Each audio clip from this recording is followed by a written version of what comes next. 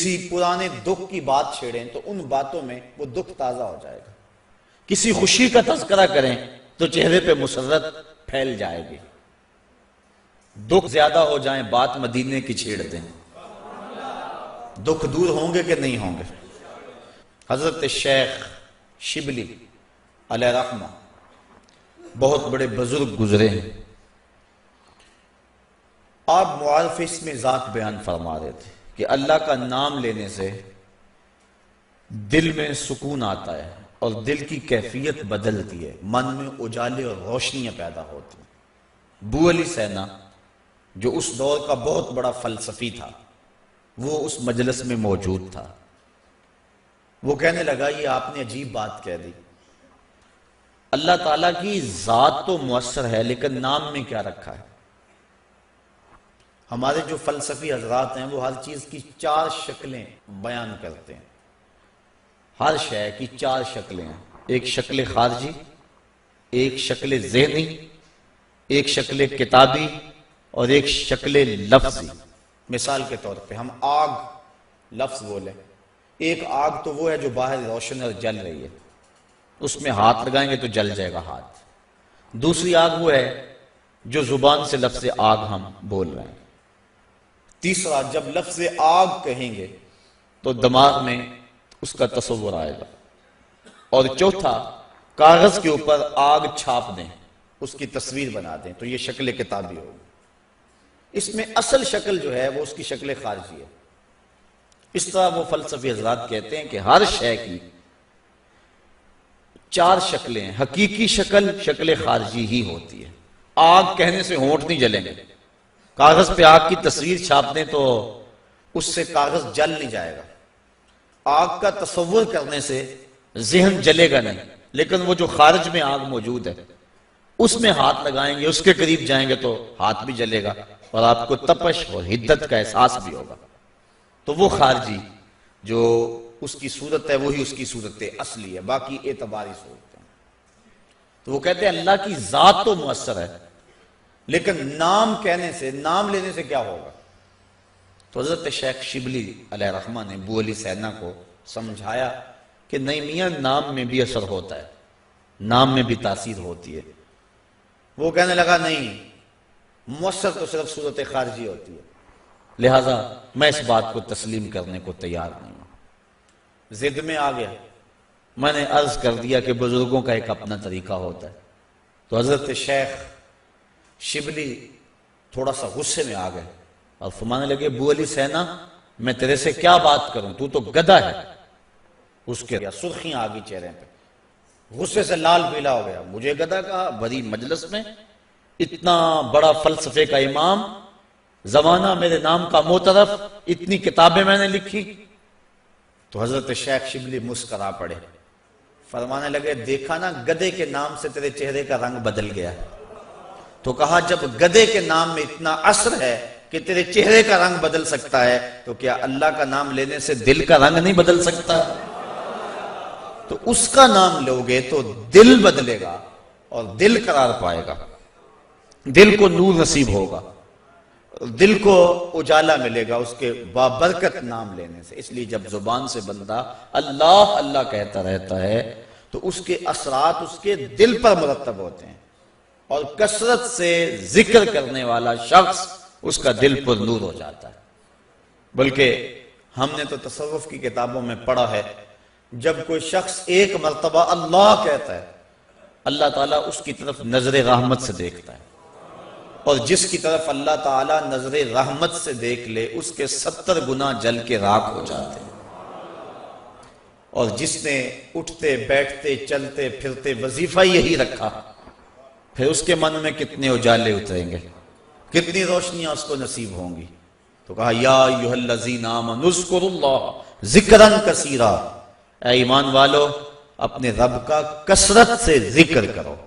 اور میرے اور آپ کے آقا و مولا حضور نبی رحمت صلی اللہ علیہ وآلہ وسلم نے ارشاد فرمایا اللہ کا ذکر اس انداز سے کرو کہ لوگ تمہیں مجنون کہیں یہ تو پاگل ہو گیا۔ بلکہ ایک روایت امام طبرانی نے بیان فرمائی ہے کہ اللہ کا ذکر اس طرح کرو کہ منافق تمہیں تانا دیں کہ ریاکاری کر رہے ہو۔ اس انداز کے ساتھ تم اس کا ذکر کرو۔ میرے حضور قبلہ عالم فرماتے ہیں اٹھ دی بیندی ٹر دی پھر دی ستے آنتے جاگ دی نام جھپ دی رو تے کھپ دی ویخ سر اس راگ دی نام جھپیاں قرب ملدا نام دی کر پوری سام شیشے وچ کستوری جے کر پھر ضرورت کاغ دی۔ تیرے تو سب کچھ اندر ہی رکھا ہوا ہے، تو ذرا غور تو کر، تفکر تو کر، ذرا اس کو آواز تو دیکھ کے دیکھ۔ تیرے من سے آوازیں نہ آئیں تو کہنا اندر بوٹی مشک مچایا اتے جان پھلن تے آئی ہو۔ تو نے در در کیا جانا ہے، سب کچھ تو تیرے اندر رکھا ہوا ہے۔ وہ کہتے ہیں ایک سنیارا تھا، بمبئی کا رہنے والا، یہاں ہمارے لاہور میں آ گیا، پرانے دور کی بات ہے۔ اس کے پاس بڑے قیمتی موتی تھے، اس نے کسی مجلس کے اندر اپنے موتی کھولے اور ایک موتی کہنے لگا یہ شب افروز ہے، رات کو چمکتا ہے۔ جب اس نے سامان سمیٹا اور اٹھ کے جانے لگا تو ایک چور بھی اس مجلس میں بیٹھا ہوا تھا، کہنے لگا حضرت کہاں کے ارادے ہیں؟ کہا بمبئی جا رہا ہوں۔ کہا حسن اتفاق، ارادے تو میرے بھی بمبئی کے ہیں، چلو اکٹھے چلتے ہیں۔ وہ جوہری سمجھ گیا کہ یہ اصل میرا ہم سفر نہیں ہے، اس کا دل اس موتی پہ آ گیا، لیکن وہ تھا بڑا سمجھدار۔ اس نے کہا آ جاؤ۔ سارا دن سفر میں رہے، جب رات کو سونے لگے تو اس نے اپنی قمیض یا واسکٹ وغیرہ اتار کے جو ہے وہ لٹکا دی کسی چیز کے ساتھ۔ یہ اٹھا اور اس نے نظر بچا کے وہ قیمتی موتی اس کی جیب میں رکھ دیا اور خود بے فکر ہو کے سو گیا۔ یہ چور اٹھا، اس کا سامان ٹولتا رہا، لیکن موتی نہیں ملنا تھا، نہ ملا۔ صبح یہ اٹھا اور نظر بچا کے اس کی جیب سے موتی نکال کے اپنی جیب میں رکھ لیا۔ ناشتے پہ بیٹھے کہنے لگا یار وہ تمہارے موتی کی رات کہیں چمک شمک نظر نہیں آئی؟ جیب میں ہاتھ ڈالا، کہا نہیں یار میرے پاس ہی تھا۔ بڑا حیران ہوا، میں نے تو جیب ٹٹولی ہے ساری رات۔ اگلے دن اس نے سوچا چلو آج میں مزید کوشش کروں گا۔ اس نے پھر وہی کام کیا، نظر بچا کے اسی کی جیب میں رکھ دیا۔ وہ ساری رات ڈھونڈتا رہا، موتی نہیں ملنا تھا، نہ ملا۔ صبح نظر بچا کے اس نے اپنی جیب میں رکھ لیا۔ صبح ناشتے پہ پھر بات چلی، یار وہ آپ کہتے تھے رات کو چمکتا، اس کی کچھ چمک شمک نظر نہیں آئی؟ کہا یار میری جیب میں ہی تھا۔ 2-4 دن ایسے گزرے۔ ایک دن اس نے عزم کر لیا کہ شاید وہ بغل میں رکھ لیتا ہے، منہ میں رکھ لیتا، کہاں رکھتا، آج تو اس کو میں بیدار بھی ہو جائے تو میں پھر بھی یہ وہ موتی اس سے لے لینا۔ وہ اس کے پاس سے پلٹتا رہا، لیکن وہ مست ہے، اس کو پتا ہے موتی محفوظ جگہ پہ۔ اور صبح اٹھا، نظر بچا کے موتی اپنی جیب میں ڈال لیا۔ اس نے پھر بات کی، اس نے کہا کہ یار وہ میرے پاس ہی تھا۔ اس نے کہا میں آج سچی بات بتاؤں، میں تیرا ساتھی نہیں تھا، میں تو تھا چور، میں تو چور تھا۔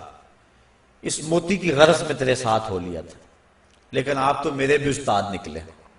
میں نے بڑی محنت کی، مجھے 3 دن ہو گئے موتی نہیں ملا۔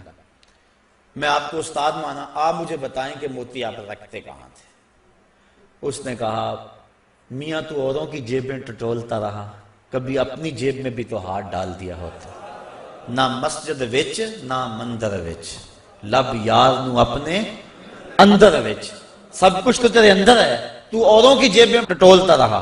سلطان وہ فرماتے ہیں نہ کر منت تو خواج خضر دی، تیرے اندر آب حیاتی ہو۔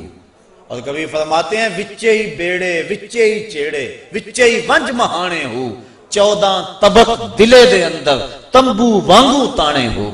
سب کچھ تو تیرے اندر ہے۔ اور اقبال کہتا ہے خود ہی کا نشیمن تیرے دل میں ہے، فلک جس طرح آنکھ کے تل میں ہے۔ یہ سب کچھ تو انسان کے اندر رکھا ہوا ہے، بس تھوڑی سی توجہ کرنے کی دیر ہے۔ دل کی تختی پہ اس کا نام لکھا ہوا ہے۔ میں نے اس نے عرض کیا تھا کہ اقبال نے کہا تھا حکیم نیٹشے کے بارے میں، قلب او مومن دماغش کافر است۔ اس کا دل مومن تھا، دماغ کافر، لیکن ہر شخص کا دل مومن ہوتا ہے۔ تو اس دل کی ایک ایک پرت پہ رب کا نام لکھا ہوا ہے۔ اور کافر کو کافر اس لیے کہتے ہیں کہ وہ اس حقیقت کو چھپا دیتا ہے۔ یہ جو کاشتکار زمین کو کھود کر اس کے اندر بیج رکھتا ہے نا، اس کو بھی عربی میں کافر کہتے ہیں، کاشتکار کو، بیج کو چھپانے والا۔ تو کافر کو کافر اس لیے کہتے ہیں کہ وہ حق کو چھپاتا ہے۔ تو ہمارے سینے کے اندر ہمارے رب کا نام موجود ہے، اور دل تو ٹھکانہ ہی اس کا ہے۔ دل تو بنایا ہی اس لیے ہے کہ یہ اللہ کا عرش بنے۔ اور وہ فرماتا ہے کہ میں زمین و آسمان میں کہیں نہیں سماتا، مجھے ڈھونڈنا ہو تو مومن کے دل میں تلاش کرو۔ دلوں کے اندر اس کے ڈیرے اور اس کے بسیرے ہیں، تو اس کا ذکر کر کے دل جلا پاتا ہے، دل تسکین پاتا ہے، دل میں روشنی ہوتی ہے۔ تو ہمارا مزاج یہ ہونا چاہیے کہ اٹھتے بیٹھتے چلتے پھرتے اس کے ذکر کو ہم حرز جاں بنا لیں۔ جب بندہ ایک مرتبہ کہتا ہے سبحان اللہ، زمین آسمان کے درمیان جتنا فاصلہ ہے سارا نور سے بھر جاتا ہے۔ یہ برکتیں ہیں ذکر کی۔ اس کا نام تو لے، کوئی معمولی نام ہے؟ جب زبان پہ اللہ کہتا ہے 14 طبق روشن ہو جاتے ہیں۔ یہ اتنا بڑا نام ہے، یہ اتنا بڑا وظیفہ ہے کہ اس سے بڑا کیا وظیفہ ہو سکتا ہے؟ اس کا نام، اس کا ذکر۔ تو فرمایا اللہ کا ذکر اتنی کثرت سے کرو کہ لوگ تمہیں کہیں مجنون ہیں، اور منافق تمہیں ریاکاری کے طعنے دے۔ تم اٹھتے بیٹھتے چلتے پھرتے اس کے ذکر کو حرز جاں بنائے رکھو، یہی تمہارا سرمایہ ہے، یہی تمہارا وظیفہ ہے۔ دکھے ہوئے دل کا بھی یہی علاج ہے، پریشان خاطری کا بھی یہی علاج ہے۔ اندر کی کالک اس کے ذکر سے دھلتی ہے۔ حضور فرمایا لِكُلِّ شَيْءٍ سَقَالَةٌ وَسَقَالَةُ الْقُلُوبِ ذِكْرُ اللَّهِ۔ ہر شے کا زنگ دور کرنے کے لیے کچھ نہ کچھ بنایا گیا۔